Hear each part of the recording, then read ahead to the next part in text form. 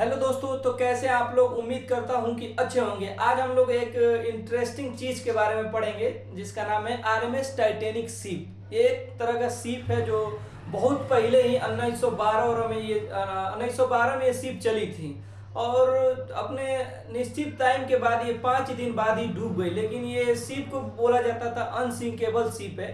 मतलब अनसिंकेबल आप उसे बोल सकते हैं जो चीज डूबे नहीं, लेकिन ये जो शिप थी वो डूब गई। चलिए इसके बारे में डिटेल में जानते हैं, लिख कर इसके बारे में डिटेल में हम जानेंगे।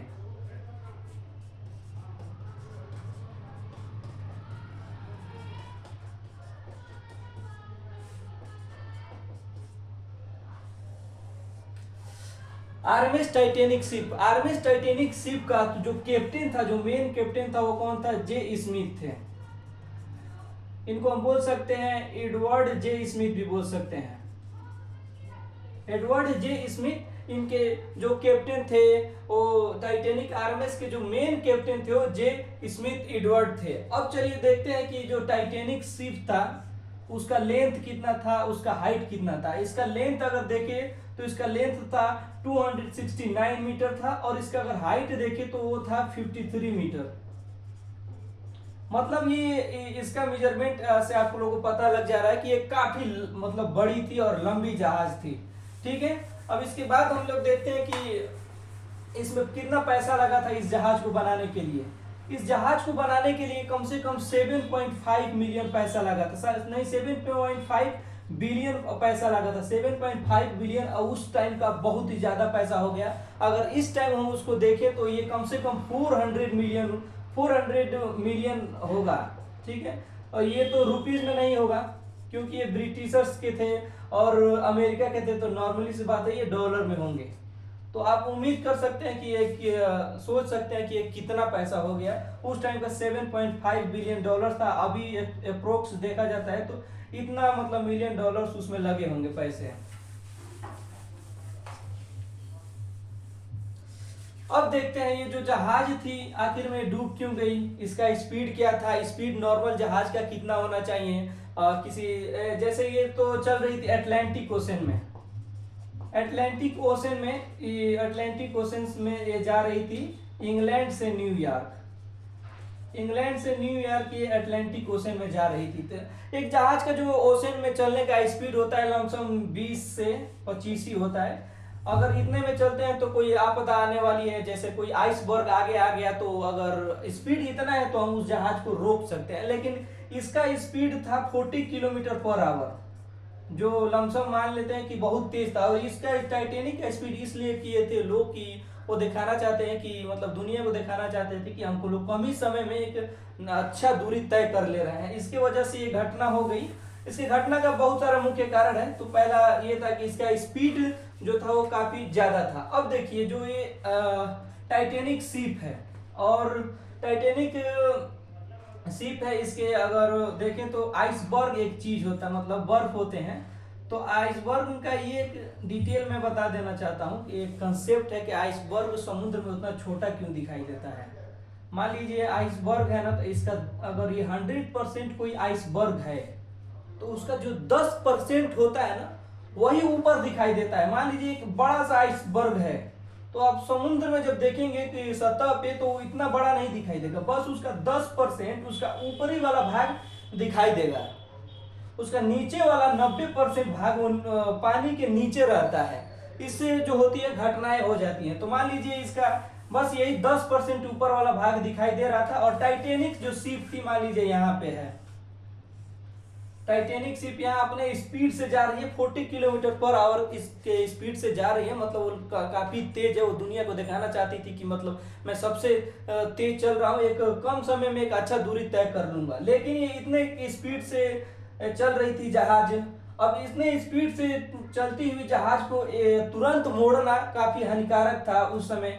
जो इसमें कैप्टन लोग थे, वर्कर्स थे, तो वो लोग देखते हैं कि एक आइसबर्ग आगे है। अब उन लोग को मतलब टर्न करने से पहले ही इस आइसबर्ग में वो जो शिप थी वो टकरा गई थी। टकराने के कारण उस मतलब इतना बड़ा वो बर्फ था, उसका 10% ऊपर दिखाई दे रहा था, लेकिन वो इतना बड़ा उसका 90% मान लीजिए नीचे है। शिप का नीचे निचला जो पार्ट्स होता है वो भी तो है। तो इससे ये टकराया था, काफी तगड़ा मतलब उसमें टकरा गया था। टकराने के कारण वो जो शिप थी, टाइटैनिक शिप, बीच से आधा आधा मतलब फट गई। अब आधा फटने से पहले, आधा अभी जब फटी नहीं थी, तो उसका सिग्नल आ गया था। जैसे अगर कोई जहाज में आपदा आने वाली है तो उसको वो जो कैप्टन लोग होते हैं उसको मैप वेप से देख के मेजर कर लेते हैं कि कब तक ये जहाज डूब जाएगी। तो आपदा उस आने से पहले ही उसमें लाइफ बोट होती हैं, छोटे छोटे लाइफ बोट होते हैं। हर एक बड़ी शिप में लाइफ बोट होते हैं। तो कम से कम 20 या 25 लाइफ बोट थी। उनसे मतलब कम से कम 750 लोगों को मतलब बचा लिया गया। और बाकी 1300 लोग, 1250 लोग, कुछ इतने लमसम में 2000 लोग उस शिप पर थे। 750 लोग माना जाता है, अप्रोक्स बताया जाता है कि मतलब 750 लोग बच गए थे और 1200-1300 लोग उसमें मर गए थे। तब देखिए यहाँ पे कुछ ये जो बता देना चाहता हूँ कि मान लीजिए यहाँ पे अगर ये टाइटैनिक शिप था, तो ये आपदा होने से पहले ही एक यहाँ पे कैलिफोर्निया का भी शिप था।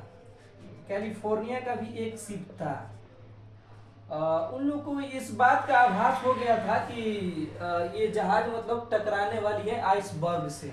ये लोग अपना मतलब सिग्नल होता था उस टाइम, तो मतलब सिग्नल से ही अगर समुद्र में आप चले जाएंगे तो सिग्नल से बात होती है। तो इन लोगों ने कैलिफोर्निया वाले शिप के जो कैप्टन थे वो इनको इन्फॉर्म किए थे कि आगे आप जा रहे हैं, स्पीड से जा रहे हैं, तो आइसबर्ग के बहुत ज्यादा आइसबर्ग आगे हैं, आप लोग कृपया स्लो चले। लेकिन ये लोग टाइटैनिक वाले इतने घमंड में थे, उनका तो पहले ही बोल दिया गया था कि जहाज डूबेगी नहीं। तो उस ओवर कॉन्फिडेंस में वो अपने जहाज की स्पीड कम नहीं किए। इसका एक मेजर कारण ये भी हो सकता है। और एक और सी थी जो 107 किलोमीटर दूर थी, उसको भी सिग्नल भेजा गया था। अगर वो 107 किलोमीटर दूर यहाँ टाइटैनिक के पास उसको बचाने आता तो कम से कम 3.5 घंटे उसको लग जाते बचाने में। लेकिन वो शिप आया था, वो शिप आया था इन लोगों को बचाने के लिए, लेकिन लेट हो गया था। ये आपदा जो आपका हो गया था 14 अप्रैल को, 14 अप्रैल 11:40 पे ये स्टार्ट हो गया था। लाइव मतलब जो टाइटैनिक शिप थी वो लड़ चुकी थी, आइसबर्ग से लड़ चुकी थी। तो कुछ मिनट 20 मिनट तक ले मतलब लाइव बोट से बचा लिया गया। 20 मिनट तक लाइव बोट निकाला गया, उसमें कुछ लोग भाग कर गिर कर मर गए। 20 मिनट में कुछ 700-750 लोगों को बचा लिया गया। ठीक है। तो ये कैलिफोर्निया वाली शिप को पता था कि आपदा होने वाली, मतलब इतना उन लोग को ये नहीं पता था कि टाइटैनिक शिप इतना बड़े आइसबर्ग से टकराएगी और इतने लोग का मतलब जान जा सकता है। तो अब इसके बाद देखते हैं कि आखिर में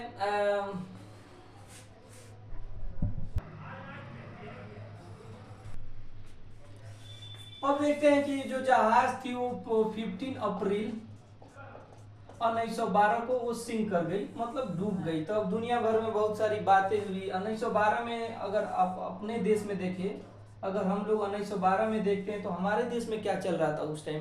तो हमारे देश में इसको लेकर उतना हंगामा नहीं हुआ, इतना चर्चा में नहीं हुआ, क्योंकि उस टाइम हम लोग जो थे गुलाम थे। 1912 में अगर देखें तो ब्रिटिशर्स हम लोगों पे राज कर रहे थे उस टाइम। अगर महात्मा गांधी जी के बारे में जाने तो वो अभी हम लोग के देश में नहीं थे, वो साउथ अफ्रीका थे। साउथ अफ्रीका अपने एजुकेशन के लिए 1912 में चले गए। तो 1915 में आए, 1915 में महात्मा गांधी आए। तो वो अपना जो सिविल डिसोबीडियंस मूवमेंट था, चंपारण सत्याग्रह मूवमेंट था, वो सब शुरू किए। तो ये हम लोग ये जानेंगे सबसे पहले, मतलब ये जो मेरा टॉपिक था आरएमएस टाइटैनिक शिप के बारे में बताने के लिए। तो इसका यही बेसिक सी नॉलेज थी, यही इसका जानकारी थी। अगर आप लोग को वीडियो अच्छा लगा हो तो प्लीज आप लोग इस चैनल को सब्सक्राइब कर दीजिए और इस वीडियो को शेयर कीजिए। ऐसे ही बहुत सारे मैं स्टोरीज आप लोग को बताऊंगा। तो thank you, have a nice day to all of you.